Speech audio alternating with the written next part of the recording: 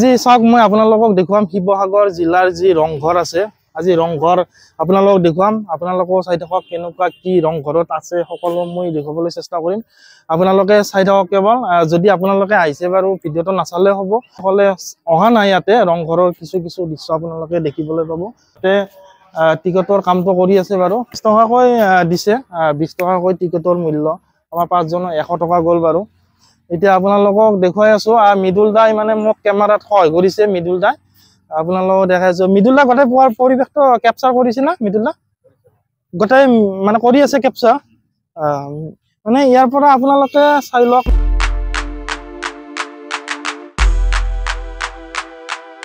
ইয়াৰে যিখন খেলপথাৰ এখন আছে চাই লওক এই মিদুল দাই দেখাই দিছে আপোনালোকক এয়া এইবিলাক কিবা কিবি মূৰ্তি আছে আৰু তো বগলীয়া চাগে মূৰ্তি এনেকুৱা ধৰণৰ মূৰ্তি কিছুমান আছে আৰু ইয়াতে পথাৰখন চাই লওক আৰু মিদুল দা আইজন ন মিদুল দা হাই এটা দে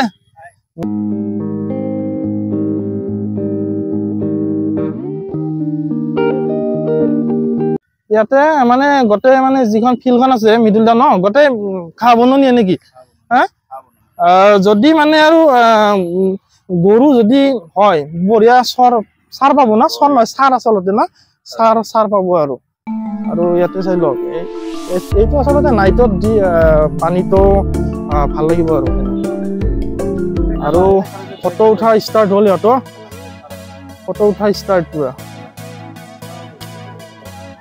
আৰু এইটো চাইডৰ পৰা আপোনালোকে চাই লওক পুৰা ৰংঘৰ এনেকুৱা ৰংঘৰ আৰু সূৰ্যটো ক'ত গ'ল সূৰ্য আৰু এইটো চাইডৰ পৰা মই দেখাইছো এই যি মুহ আছে চাই লওক এয়া মানে আৰু আপোনালোকে ৰংঘৰৰ যিটো পৰিৱেশ মানে বাহিৰৰ পৰিৱেশটো মানে ধুনীয়া পাব যি আহা কৰা মানে ৰাস্তা আছে ৰাস্তাবিলাকে মানে ইমান ধুনীয়া লগা মানে আৰু চব ইটাৰে আছিল তেনেকুৱা ভাল লাগিছে আৰু তেনেকুৱা চাই লওক এয়া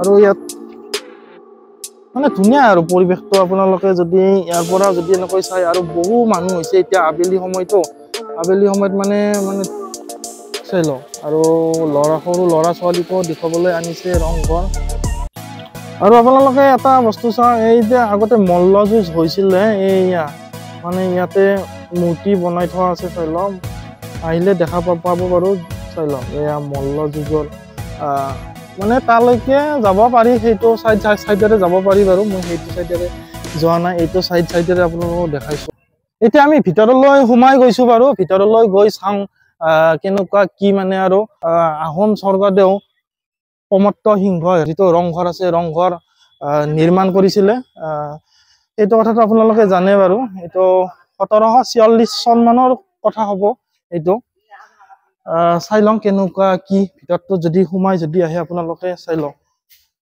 এয়া প্ৰমত্ত সিংহই ৰংঘৰ বনাইছিল যদিও এই ৰংঘৰটি প্ৰথমে স্বৰ্গদেউ ৰুদ্ৰসিংহই কাঠ বাঁহেৰে নিৰ্মাণ কৰিছিল ওপৰৰ ফালেও ডিজাইন কটা আছিলে চাওক শাৰী শাৰীকৈ আঁচ কটা ডিজাইন আছিলে আচলতে আজি গধূলি হ'লতো গতিকে বৰ বিশেষ আপোনালোকে পোহৰটো নাপাব আচলতে আৰু এইটো পিনেও অলপ দেখাই দিয়া সূৰ্য অস্ত যাব হলে আপোনালোকে দেখিছে 6টা বাজিছে এতিয়া বৰ্তমান চাওক এয়া সূৰ্য অস্ত যাব হলে আৰু এইটো সাইডৰ পৰা যদি চাই যদি ৰংঘৰ এনেকুৱা আপোনালোকে চাই লওক ওপৰৰ ফালে যদি চাই আপোনালোকে লক্ষ্য কৰিব এখন নাওৰ দৰে চাওকচোন নাওৰ লেখিয়া বনাইছিল তেওঁলোকে ওপৰ ফালটো যিখন আমাৰ চালি বুলি কওঁ তেওঁলোকে এইখন নাওৰ লেখিয়া কৰিছে ৰংঘৰটো 2 মহলীয়া হয় 2 মহলীয়াকৈ বনাইছিল আগৰ যি ৰজা আছিল আহোম ৰাজ্যৰ ৰজাসকলে মানে আৰু যি বিষয়ববীয়া আছিলে তেওঁলোকে মানে আৰু যি আগতে মহ যুঁজ আছিলে হেন যুঁজ আছিলে সেই হেন যুঁজবোৰ এই ওপৰৰ পৰা আচলতে যি আমাৰ মাঘ বিহুৰ সময়ত হয় তেওঁলোকে ইয়াৰ পৰা চাইছিলে বাৰু ওপৰত গৈ দেখাই দিম আমিও বাৰু ফিলটো ল'ম মানে তেওঁলোকে কেনেকুৱানো পাইছিল ফিলটো ওপৰৰ পৰা চাই মানে মহ যুঁজ হওক হেন যুঁজ হওক তেনেকুৱা ধৰণৰ আপোনালোকক দেখাই আছো ওপৰত গৈ কিনে যদি আপোনালোক যদি দেখুৱাব লগা যদি হয় এইটো পিনেৰে আহিব লাগিব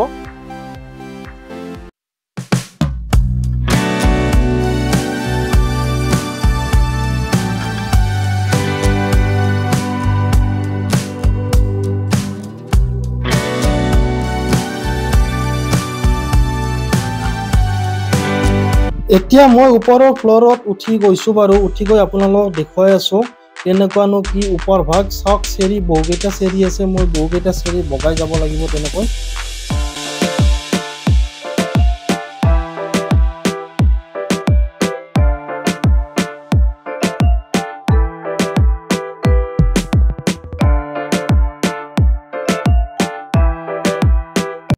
এইয়া চাই লওক, মই এনেকৈ পাই গ'লো ওপৰ ভাগ। আপোনালোকক কৈছোৱে মই প্ৰথমতে যে এতিয়া আবেলি সময়, এতিয়া সন্ধিয়া হ'লে, গতিকে এন্ধাৰ পাইছে আপোনালোকে চাওক। তথাপিও চাই লওক কেনেকুৱা মানে আৰু বনাইছিল সেই দিনতে। আৰু ইয়াৰ চাওক, ইয়াত এনেকৈ এই দুৱাৰবিলাকেৰে তেওঁলোকে ৰজা মহাৰজাবিলাকে চাইছিলে। চাওক এনেকৈ কেনেকুৱাটো ভিউটো মই আপোনালোকক দেখাইছোঁ, এনেকৈ চাই লওক। এই ৰজা মহাৰজাই এনেকৈয়ে চাইছিলে তেওঁলোকে। আগত যি বিহুৰ সময়ত খেল ধেমালি হৈছিলে, তেওঁলোকে ৰং লৈছিলে আচলতে, সেইকাৰণেই ৰংঘৰ নাম দিছিলে এই ঘৰটোক, ৰংঘৰ। আৰু ইয়াৰ পৰা যদি আপোনালোকে যদি চাওক এনেকুৱা দেখিব বাহিৰ ভাগ যি গেটটো আপোনালোকক মই দেখাই আছোঁ। ইয়াৰ পৰা চাই লওক, এই যি মৈজৰা প্ৰথমতে দেখাইছিলোঁ, এই জৰা দেখিলে আপোনালোকে। তাৰপিছত য'ত মানে এণ্ট্ৰি মানে টিকট ঘৰ আছে, টিকট ঘৰটো আপোনালোকক দেখাইছোঁ। য'ত মই প্ৰথম সোমাইছিলোঁ সেইটো পিনে চাওক, এয়া এন্ধাৰ বাৰু। এতিয়া চাওক, মই দুৱাৰবিলাক আপোনালোকক দেখাই আছোঁ। এতিয়া আপোনালোকে চাই থাকক, এয়া দুৱাৰ। তেওঁলোকে এনেকৈয়ে চাইছিলে ৰং এই বিহুৰ সময়ত। চাওক, এই এখন দুৱাৰ, এই এখন দুৱাৰ, এই এখন দুৱাৰ আৰু এই এখন দুৱাৰ। এইবিলাক দুৱাৰেৰে তেওঁলোকে ৰজা মহাৰজাবিলাকে যি খেল হৈছিলে, সেন যুঁজ হওক, মহ যুঁজ, হাতী আৰু মহৰ লগত যুঁজ, তেওঁলোকে তেনেকৈ উপভোগ কৰিছিলে। আৰু এই এখন আছে, এই এখন আছে, এই এখন দুৱাৰ, মানে দুৱাৰে দুৱাৰ। চাওক, মই দুৱাৰবিলাক আপোনালোকক দেখাই আছোঁ এনেকৈ। আৰু এনেকৈ যদি চাই, এইপিনে এখন দৰ্জা আছে, চাই লওক। এই দৰ্জাখিনিত সোমাই গৈছোঁ মই, সোমাই গৈ আপোনালোকক দেখাইছোঁ। মানে চাৰিওফালৰ পৰা যাতে ৰজা মহাৰজাবিলাকে যাতে চাব পাৰে, খেল উপভোগ কৰিব পাৰে, সেইবাবেই চাগে এনেকৈ দুৱাৰ চাৰিওফালে, এই ৰংঘৰটোৰ চাৰিওফালে বনাই থৈছিলে। আৰু যদি মই এইটো পিনেৰে যদি যাম, এইটো পিনেৰো চাম, এইটো পিনেৰে চাওক আপোনালোকে, এইটো পিনেৰো দুৱাৰ আছে। এয়া এই এখন দুৱাৰ আপোনালোকে দেখিছে, চাওক। ইয়াৰ পৰাও তেওঁলোকে উপভোগ কৰিছিলে খেল। তাৰপিছতে আছে আৰু এই এখন দুৱাৰ, মানে বহু দুৱাৰ আছে। ইয়াৰ পৰা বুজা যায় যে ৰংঘৰটো আহোম শাসনকালত পেভেলিয়ান হিচাপে ব্যৱহাৰ কৰা হৈছিল।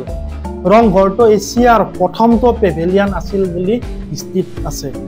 আৰু এই যি ৰংঘৰটো থলুৱা পদ্ধতিৰে নিৰ্মাণ কৰিছিল, যেনে বৰালি মাছ, বৰা চাউল, হাঁহৰ কণী, মাটিমাহ, অন্যান্য কিছুমান বস্তুৰ সংমিশ্ৰণ কৰি আৰু লগতে মাটিৰ ইটাৰে নিৰ্মাণ কৰিছিল এই ৰংঘৰটো। এতিয়া মই নামি গৈছোঁ, চাওক চাইডতে কেনেকুৱা ডিজাইন কটা আছিলে সেই দিনতে। এই ৰজা মহাৰজাৰ দিনতে এনেকুৱা ধুনীয়া ধুনীয়া ডিজাইন কটা আছিলে, সেইবিলাক চালোঁ। ৰংঘৰৰ মানে ৰংঘৰৰ ভিডিঅ' বনালোঁ। বনাই পিছত গম পালোঁ যে মই 5 মিনিটলৈকে মোৰ ভিডিঅ' অৰিজিনেল চাউণ্ড আহি আছিলে, পিছত মোৰ চাউণ্ডটো অৰিজিনেল চাউণ্ডটো নাহিলে। যিহেতুকে মই ৱায়াৰলেছ ব্যৱহাৰ কৰোঁ, ট্ৰান্সমিটাৰৰ পৰা চাউণ্ডটো ৰিচিভাৰে মোৰ চাউণ্ডটো ৰিচিভ কৰিব নোৱাৰিলে, গতিকে মোৰ অৰিজিনেল চাউণ্ডটো নাহিলে।